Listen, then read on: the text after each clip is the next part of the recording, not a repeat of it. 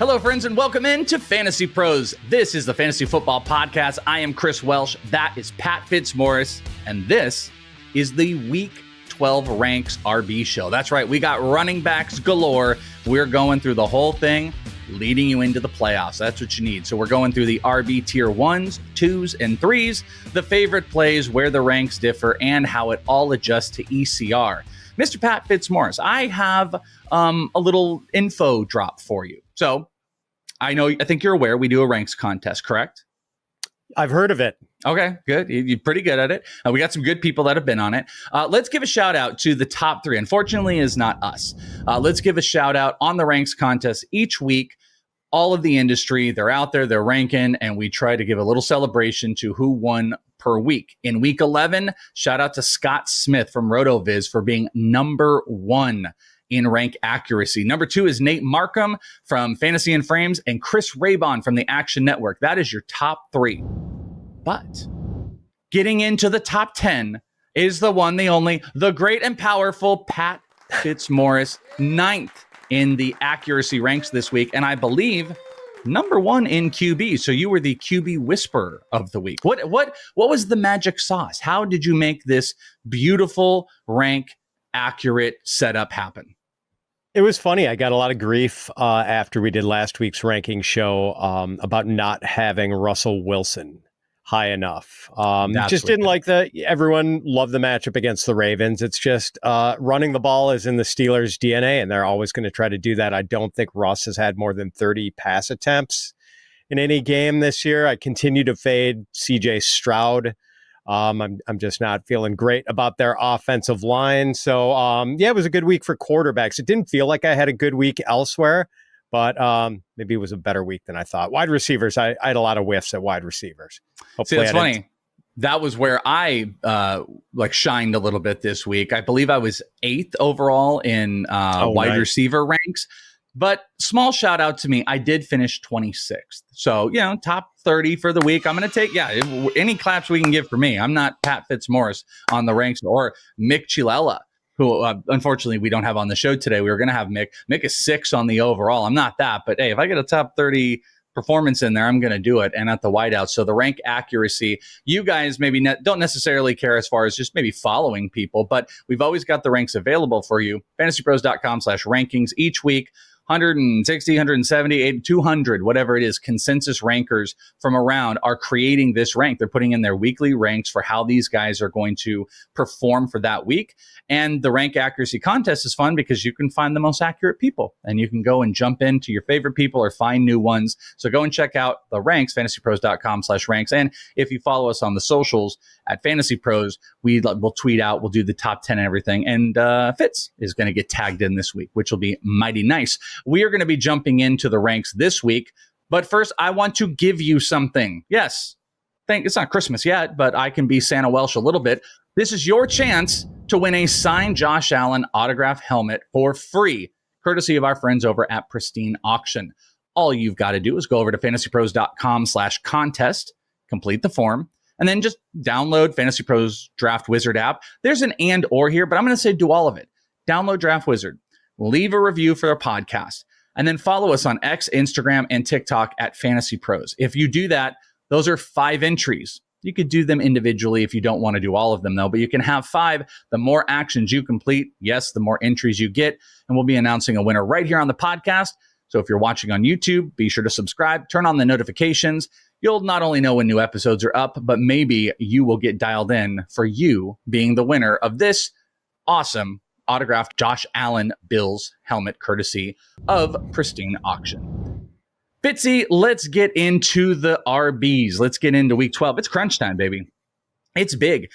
Also, point out, if you're playing in like FFPC, this is it. This is the end of the regular season this week in week 12, because then you go into a playoff in week 13 and 14. 15 through 17 is championship round. I am happy to say I have locked in one championship. I have 2 FFPCs, the Fantasy Pros Online Championship. I have 1 confirmed lock into the championship round because I scored the most points in the league. I'm locked into second no matter what.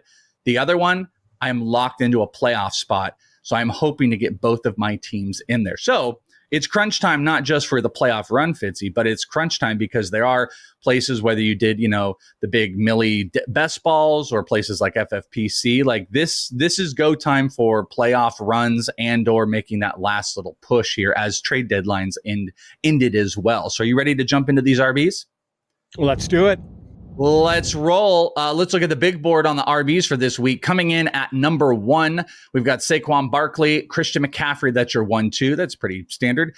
Devon Achane drops at number 3 in the consensus ranks this week. Joe Mixon, Derrick Henry, Jahmyr Gibbs, Ken Walker, Kyron Williams, James Conner, Josh Jacobs rounds out your top 10 with Jonathan Taylor and David Montgomery. And yes, another good showing. I don't know how many showings we've had of this, but both Lions RBs coming in as RB1s. I know they've been like starters the whole time, but it's usually like Jahmyr Gibbs and David Montgomery has a little bit harder of a time breaking in. The matchup against the Indianapolis Colts is the greatest of all time. They're one of the worst run stoppers out there. So just as a quick aside, not that we need to spend too much time on the RB1 territories, but like David Montgomery, he's been the little bit of the outside guy to Jahmyr Gibbs. He's as much of a start, if maybe not more, than Jahmyr Gibbs this week, correct? I think so. Yeah. As you said, Welsh, the matchup is fabulous. The Lions are playing so well. They get their rushing opportunities every week. Like neither of these guys get cheated on carries in any given week. You start like either Bucky Irving or Rachaad White, and you're not guaranteed double-digit carries with either of those guys. With these guys, it's just a matter of whether they get like 12 or 19. So they share goal line work. So yeah, it's been pretty lucrative to be in the Detroit running back business this year. How about this one guy let's talk about in the big RB1s, or give a little bit more of a breakdown? It's James Conner. And James Conner is interesting to me. Going up against Seattle, it's an A start sit rating. We have like ratings and matchup grades. We give it a 3-star grade on here against Seattle. But as much as James Conner was a workhorse early on, there might be this slow little like takeaway from carries as you're moving into the latter parts of the offseason or the actual season. Trey Benson has been kind of a popular name. I know Erickson was talking as a buy we had on the buy sell trade show was Trey Benson right now. I don't know if there's any room where you're sitting James Conner, but I guess what I want to ask you is what's your comfort level? Because I feel like there's a little bit of a trend that people think maybe James Conner is trending down, yet he comes in at 9 because he's going up against the Seahawks. Do you buy that 9 rank? I do, Welsh. I feel no worse about James Conner than I did early in the season. And while they are mixing in more of Trey Benson lately, it still works because, number one, the Cardinals are one of the 10 run-heaviest teams in the league. They like to run the ball aggressively, and the offense overall is playing well. Like Kyler's a little erratic week to week, but for the most part, he's been playing at a pretty high level lately. So that's sort of the tide that lifts all boats in this offense. Like it helps Conner if Kyler is playing well and gives him better touchdown opportunities and everything. And I don't think it's the worst thing that we see James Conner's workload managed a little bit. He's an older back who's got a long history of injury problems. Probably not a bad thing that he's not getting 25 touches every week. Yeah, I mean, from the fantasy owner, the selfishly doesn't want to see him go down to 15 from a real life workload standpoint to keep him out there. The fantasy owner might want to be like, hey, if you want to keep him in your lineup, you need to kind of take down the carries a little bit. And you do want to keep him in your lineup because unless I'm mistaken, the Cardinals have a terrific schedule for Conner in the fantasy playoffs. So he is a guy you want healthy in weeks 15 through 17. Let's move over to the RB2 range. A little bit more conversation here. These are RBs 13 through 24, according to FantasyPros ECR. Coming in at 13, I'll be honest with you, I kind of thought this guy might sneak into the top 12. Tyrone Tracy, he almost did. He's in at 13. Brian Robinson with another one of those really great matchups against Dallas. He's at 14. Aaron Jones, Ramondre Stevenson. I believe Ramondre is given the only 5-star rating inside the top 24 going up against the Miami Dolphins. He comes in at 16. Najee Harris, Chuba Hubbard, DeAndre Swift, J.K. Dobbins, Kareem Hunt, Bucky Irving, Rachaad White, they're back to each other, and Tony Pollard all the way down to 24. So quite a few names we can talk about in here. Let's talk about Chuba Hubbard, though. Chuba coming off of the bye, and Jonathon Brooks is going to be active. So, the two elements of it, well, I guess the second element to really focus on, one, yes, there's the bye. They're coming off of that. Jonathon Brooks is active. What does that really mean? The more concerning thing, I think, dramatically more concerning to his fantasy value this week than Jonathon Brooks is he's going up against the Kansas City Chiefs. That is the thing that really kind of lowers that value. He comes in at 18, that you've got him at 20. What do you think is the more prominent piece of the conversation?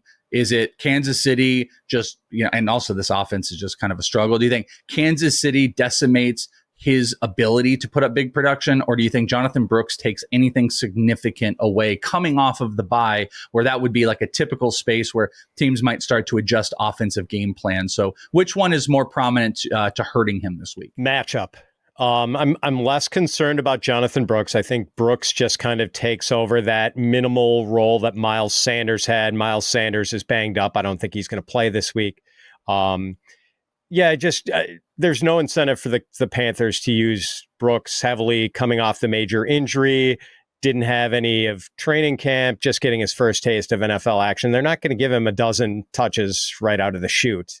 I'd be pretty shocked by that. And Chuba's been able to put up fantasy points all year and play really well despite the limitations of the Carolina offense. So those things are not big factors. The Chiefs' defense is a big factor. I mean, this is the best run defense in the league. They rank number 1 in DVOA. They're giving up only 52.2 rushing yards per game to running backs and 3.1 yards per carry. So it's just really hard to get anything going on the ground against the Chiefs. That's kind of my biggest concern. Chuba offsets a little with his pass catching ability, but still not a great matchup. I guess that's why I'm behind ECR here.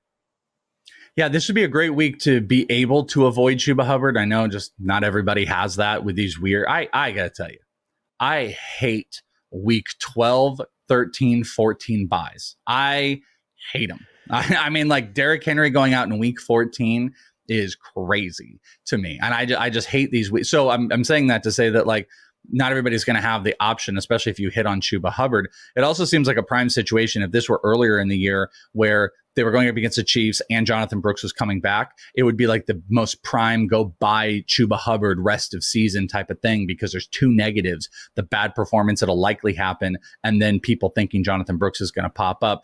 But I'm in agreement with you as far as the rank goes. I think he's got to be probably sub 20s, but there's just, we're going to be affected that, like, we're going to have to probably start him in some instances. There might not be better options. We're also not laying out a lot of better options. I mean, the guys ahead of him right now, Najee Harris, Ramondre, Aaron Jones, those aren't a lot of guys that you just picked up off the wire and that you can just throw out there when he comes in at RB18. We spoke about the Chiefs. Let's talk about the Chiefs running backs. Maybe the final week that Kareem Hunt ranks as a top 2 RB.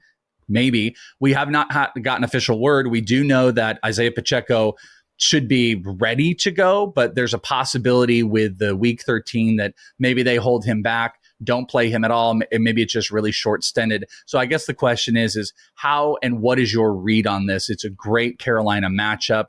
Kareem Hunt ranks 21. Do you have him at 21? And then the additional question is, like, do you think that Isiah Pacheco can be relevant if active this weekend? I think I've got a bigger gap between these two guys, Welsh, than ECR does. I've got Hunt up at 18, and I've got Pacheco down at 29. I feel like the Chiefs, especially with their record, can sort of afford to slow roll Isiah Pacheco here. They're playing the Panthers, too. I mean, it's not the toughest of matchups. So I kind of think it's going to be a lot of the same old with Kareem Hunt, and maybe just a slight reduction in usage, and they sort of bring in Pacheco as like a change of pace back. It's going to be interesting to see how they handle this, though. I mean, like, at what point does Pacheco pass Kareem Hunt in value? Maybe it's game 2, maybe it's game 3 of Pacheco's return. I don't think it's going to be in game 1, though. The good thing, though, if you are contemplating playing Pacheco in a deeper league, he's going against the Panthers. So he might be able to give you a decent point total on 7 or 8 carries if that's the case. They say he's active over under 9.5 touches. 9.5. Boy, that's pretty spot on. I'll maybe go under, but it's okay. It's really close to. That's a great number. And I feel like that's like Pacheco is kind of fool's gold. Like I don't think you're in a scenario, and hopefully you've done enough that you don't have to put him out there. I have him in a league, and I'm hoping to get to see a tiny bit out of this. I would worry that this takes the top off of Kareem Hunt just a tad as well, if they want to get some few carries. If Pacheco is inactive, to me, Kareem Hunt moves up to top 15, maybe top 12, to be honest with you, against Carolina. If there's no thought of any carries being taken away, I think Kareem Hunt moves up. If Pacheco's out there, I'm just holding it back just a tiny bit, because the thing that would be killer is they end up putting Pacheco in a goal line situation. But I think you don't want to start Pacheco, and this is looking likelier that this might be the last week that you really want to start Kareem Hunt. But you know what? Coming back from that type of injury, maybe we never see Pacheco get over 10 to 12 touches per game, and they just have a full, complete split between these. And I think that's what's tricky, is people assume Pacheco just comes out and becomes a no-brainer starter.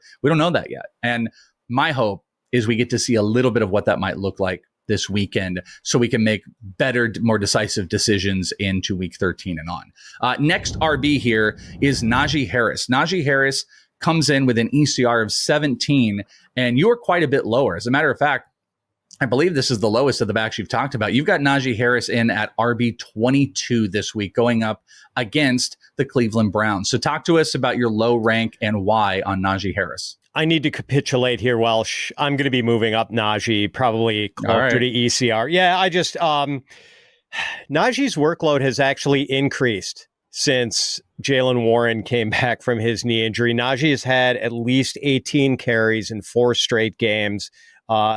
He only had 18 or more carries in 2 of his first 6 games.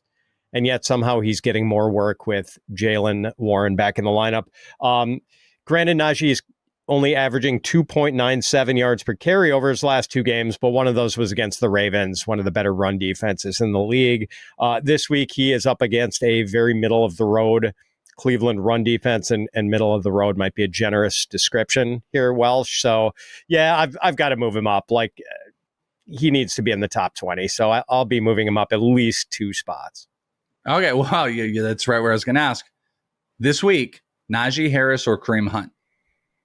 I think I'm gonna move him past Hunt. So that would be 17, because didn't you say you have Hunt at 18? Right now, I've got him. I think he might supplant. I think he might supplant Hunt at 18.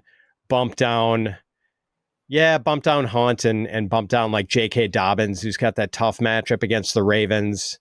I guess that would bump down Chuba 1. So, yeah, look at this, Welsh. I love the live. I love the live adjustment. Peer pressuring me to vault Najee Harris up in my rankings. But I'm going. No, actually, if anything, I'm more peer pressuring Kareem Hunt maybe to go back down a little. It's so hard with the Carolina Panthers one. But Najee Harris, I'm game with however you want to make that move. I think that's probably the play. Jaylen Warren just hasn't run enough into that. If they were playing from behind, like that was my logic of last week, maybe liking Najee a little bit less and Warren a little bit more, is if you've got a defense where they're going to be passing a bit more like that work, and they're going to be theoretically playing from behind, which they weren't, Jaylen Warren would have been a better play. But yeah, I think this is a good spot. I mean, Najee just gets the ball in a high percentage of his snaps, probably a much higher percentage than Warren does on his snaps, because Warren is playing a lot. Like, they are basically splitting the snaps.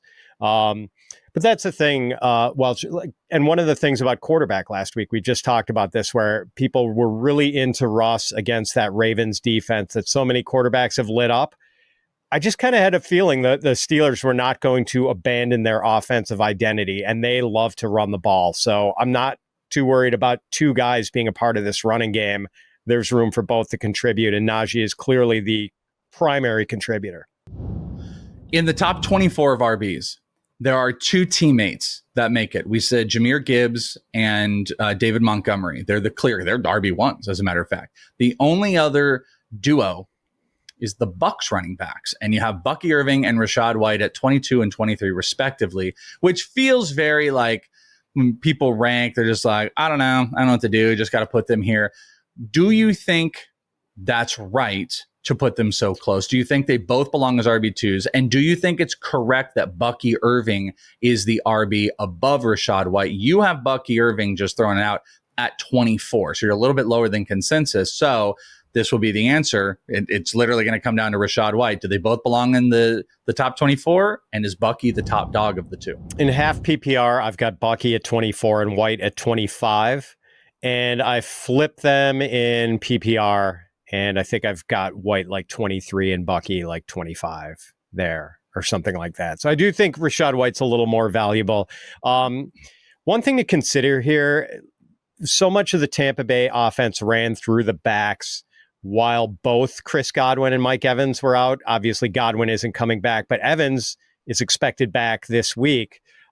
Maybe the offense looks a little bit different and we get more verticality with the passing game, and they're sort of back to, I think Cade Otton's still going to be prominently involved, but I'm guessing Mike Evans is a pretty good bet for double-digit targets in any given game going forward now that he doesn't have his running mate Chris Godwin around. So maybe that takes a little bit off the running backs' plates here. I still think they're probably both going to be pretty involved as pass catchers, but Bucky's had fewer than 10 carries in 3 of his last 4 games. Like, I love the player, and the Giants' run defense isn't that daunting a matchup this week, but I feel like RB24 is a pretty reasonable ranking for a guy in a split backfield like this. Yeah. So I was going to say, let me raise your Mike Evans vertical threat, and I will raise you Giants starting Tommy DeVito and maybe never being on offense ever. And it's just always the Bucs. And if the Bucs were to get ahead and find some success early, the second half, this is just a presumption here, the second half could be a little bit more on the ground. I kind of think you did say it right, though, and I hate hedge situations. This feels very hedgy, where it's just like, you can just kind of start both of them. You want one to move out, but I think Rachaad White could be the guy early on, and if they do get more of a lead and they want to slow down the pace, or they just want, they up 3 touchdowns, then it's just Bucky Irving just kind of pounding the ball. They both can be relevant. I kind of feel like this could be one of those where maybe they eat into each other enough that it just neither one of them gets in the top 24. But I actually think, as much as I've been pro Bucky Irving, there might be a slight lean to me to Rachaad White to maybe get him going, running a tiny bit more, catching the ball early on. He might be the guy that, like many weeks, gets the touchdown early on, and then Bucky just gets a little bit of volume here. But maybe the Giants, they're not on offense enough, and that just gives more opportunities for both of these guys. So pretty good plays this week, right? Yeah. And boy, Welsh, it's a good thing for you that our colleague Joe Pisapia wasn't here to hear you besmirch Tommy Cutlets on the Giants. I mean, he would have given you a good tongue lashing for that. He would have called, was his cousin Sal? What's the guy? You see that meme? And he's just like, hey, tell him we're back up. That meme of his Tommy DeVito's cousin or whatever. Or agent. Yeah, that guy. Yes. Phenomenal. Absolutely phenomenal. That guy is brilliant. All right, let's talk about the RB3s. But first, the NFL season is rolling along, and the contenders are separating from the pack. The one thing that has not changed this season, DraftKings Sportsbook, an official sports betting partner of the NFL, which is the number one place to bet touchdowns. Fade to the corner of the end zone, running back breaks through the line and gallops 60 yards to score. We don't care how they get them. We want to bet on touchdowns, and DraftKings is the best place to do it. Go and find where the bucks lie. Both probably plus monies at this point with Rachaad White and Bucky Irving. Kareem Hunt, if there is no Isiah Pacheco, is a phenomenal bet for anytime touchdown going up against the Carolina Panthers. You go do the research, check them out, bet your favorite players, and make some money. And do it at DraftKings. And here's a reason for new customers to do a touchdown dance of their own. Bet $5 to get $150 in bonus bets if your bet wins. Score big with DraftKings Sportsbook, the number one place to bet touchdowns, by downloading the DraftKings Sportsbook app and use code FantasyPros. That's code FantasyPros for new customers to get $150 in bonus bets if your bet wins when you bet just $5. Only on DraftKings. The crown is yours. RBs 25 through 36. We kick it off with Dallas Cowboys Rico Dowdle, Austin Ekeler, Javonte Williams, Nick Chubb, Jalen Warren, Audric Estime. 31 is Isiah Pacheco, who we've been talking about, Justice Hill, Jerome Ford, Trey Benson, Cam Akers, Roschon Johnson. The one thing that should stand out, those RB 25 through 36 look absolutely different than those 13 through 24s. And I know that's like a rank range, but it is a dramatic shift of player. The shift kind of starts in that, like, I mean, even Tony Pollard at 24 feels a little bit more comfortable. But then you jump down to Rico Dowdle, 28 yards rushing last week. Ekeler can thrive, but there's still Brian Robinson. And going through all there's a guy that I want to talk. Actually, let's talk about him right now. And then Audric Estime. I'm going to move this one up to the top. I was very anti Audric Estime last week. And that paid off from the betting angle. And hopefully nobody making big decisions by putting him in the lineups because he had 1 week of carries. They keep talking. And the week before, they had said hot hand. Estime had the hot hand. He was working. This is why we did that. Completely went on the other direction of it. They still talk that they want to get him carries, but it's just a ugly three-back system for a team that has not successfully run really all season. I see Audric Estime at 30, and I go, what are we doing? What are we doing putting him here? I know it's against the Raiders, but Javonte's at 27. After Audric Estime disappointed like that, I can't believe he's even in the flex range. Do you think that's too dramatic, though? Do you think Audric Estime, we got to give another shot? If you were depleted at running backs, he's someone you could put out there? Because I look at the guys below him, and I don't know why the case of even Jerome Ford led in snaps. Roschon Johnson got involved in the offense. Cam Akers is getting more involved in the offense. I think at this point, the upside is with Estime, but the floor is with the rest of those guys. But tell me I'm wrong. Well, if we didn't have 6 teams on bye, Welsh, I think we're looking at Audric Estime closer to being running back 40. So I think for most of the Estime investors who are contemplating the possibility of starting him, it is a matter of have to and not want to. It is undeniably weird that Sean Payton swerved us the way he did in Week 10. Estime outsnapped Javonte Williams 26-17, had 14 carries to Javonte's 1. It did kind of look like Estime had supplanted Javonte as the primary early down back for the Broncos.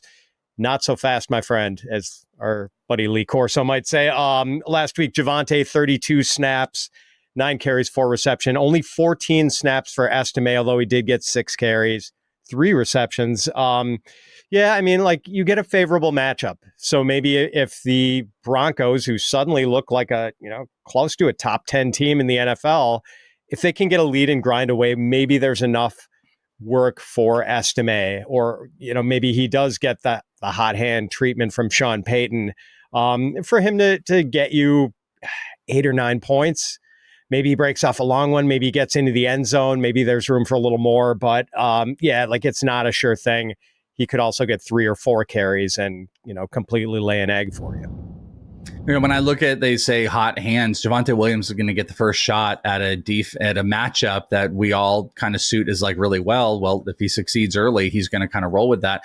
It's a Hail Mary type of throw, but I guess my negativity towards it is more about, like, if you guys are asking, I don't think it's a big question. Like, the reason you start Estime this week is because, like, the bipocalypse destroyed me, or I have nothing else. Like, that's why you start. Honestly, that's why you start the guys below him. Only reason Roschon or Cam Akers, these players are started, is because it's like I'm absolutely forced to. So I just don't think Estime belongs in the questionable conversations. If it's between Estime and Javonte Williams, I'm going Javonte Williams. You've got Javonte at 27, so I think you agree with that. Yep, I do. And, maybe 4 spots apart is closer than it should be. You can make a case for that for sure. But, I think Estime will have a role, but I do think Javonte's clearly the better bet. How about Rico Dowdle? Rico Dowdle comes in at 25 this week. Probably another case of a player that, gets pushed up a little bit more to bye weeks. The Cowboys, which is kind of a disaster on this game. He's still the primary guy. They seem to keep going there. Though I will say, on the back half of that Dallas game, you saw more Deuce Vaughn. You saw Dowdle just coming out of drives. They had a little bit of Ezekiel Elliott. Take that. I mean, you tell me what that is, but this whole workhorse Rico Dowdle thing did not happen in that game, though it was close enough that it's like they decided they weren't running the ball, and maybe that's what some of it was. But then Deuce Vaughn got some carries. So I don't know. You tell me. 25. He's going up against Washington. 4-star rating on FantasyPros. You are lower than consensus as well. So talk us through Rico Dowdle. Yeah, and you can run on Washington, but man, I'm just kind of horrified, Welsh, by what the Cowboys offense has looked like with Cooper Rush replacing Dak Prescott. The Cowboys have scored 16 points in Rush's 2 starts. And yes, Rush did throw for over 300 yards, but it was a lot of garbage time. And I think that's kind of why Deuce Vaughn factored in. You would think the Cowboys would be leaning into their running game a little more with Cooper Rush at quarterback, but that really hasn't been the case. Dowdle had 12 carries for 53 yards in Rush's first start, 10 carries for 28 yards in that Monday night clunker against the Texans. There's only been one game this season where Rico Dowdle has had more than 12 carries. So he still doesn't have a touchdown run this season, although he does have 3 touchdown receptions, which is sort of odd. I don't want to start Rico if I don't have to. Unfortunately, I do have to in at least one league. But it's just, man, this offense is just so sickly without Dak Prescott. Okay, so let me ask you this one. We actually have this. This is funny that it's like this. We have a rank incorrect thing on our sheet, so I can legit ask this without knowing. Rico Dowdle or Javonte Williams this week? Because we had them on our sheet as the same number. They're both at 27. So who would you rather? Yeah, I've got Javonte one spot higher. Can you imagine making that decision? Yeah, I'm gonna have to play Javonte, and the only other option was Rico. That's how you sleep at night, by starting those guys, and that's where that stark difference comes into play that I was talking about. When you move off of, like, Tony Pollard is trending down, but putting Pollard out there, you can chalk that a little bit more up to the game than having to play a Rico Dowdle. The only other one to talk about here is Austin Ekeler. Austin Ekeler is in at 26. You are higher. You actually have him as an RB2 this week. He's going up against the Dallas Cowboys. Brian Robinson takes the top off a little bit, and sometimes they'll run this 3 system with McNichols and everything. But talk to us about Austin Ekeler and where you think his value lies the most this week. He might be the quintessential of all these guys in this range that I'm like, gross. Eckler's the one where it's like, he's the true epitome of like a flex option. To me, he's kind of 25 because I feel like he starts that tier of like, all right, just do it half PPR, full PPR. You love him a little bit more. There's touchdown upside. You know he's going to get touches. There's an argument to maybe like Ekeler more than Dowdle, but you tell me. Yeah, that's it. I mean, there's a chance Ekeler gets 3 or 4 carries for you, but he already has 31 receptions this season, and Ekeler faces the Cowboys. They've given up the 6th most receiving yards to running backs this season. They do not do well against pass catching running backs, and their run defense is bad. So whatever amount of carries Austin Ekeler gets, there's a pretty good chance he's efficient with those carries. Maybe he does get into the end zone. So yeah, not ideal that he's in a split backfield, and we know that Brian Robinson is the early down hammer for Washington, but there's still a role for Ekeler. And, he was able to have a pretty good game last week with Robinson back. I think he'll do okay here. So I don't feel bad about having to flex him in a 16 bye week. RBs, it's not pretty with the apocalypse. There's not a lot of depth, and there's not a bunch of big plays. Hopefully we covered the majority of the guys that you had questions on, but there might be more, and especially if you're in a dire situation. So don't forget about our weekly start and sit live streams on our YouTube channel, where you can come and ask specific start and sit questions on players. Should I start Estime because this is what I have, We'll be with you every Thursday at 3 p.m. Eastern. And for those on the podcast, go to youtube.com/FantasyPros, subscribe, click on the bell, get notified, and then you won't miss out on any of those. You can get your question asked right here on the podcast. For Pat Fitzmaurice, I am Chris Welsh. Thank you guys so much for hanging out with us on the RB Rank Show. We will talk to you next time, and good luck right here on Fantasy Pros.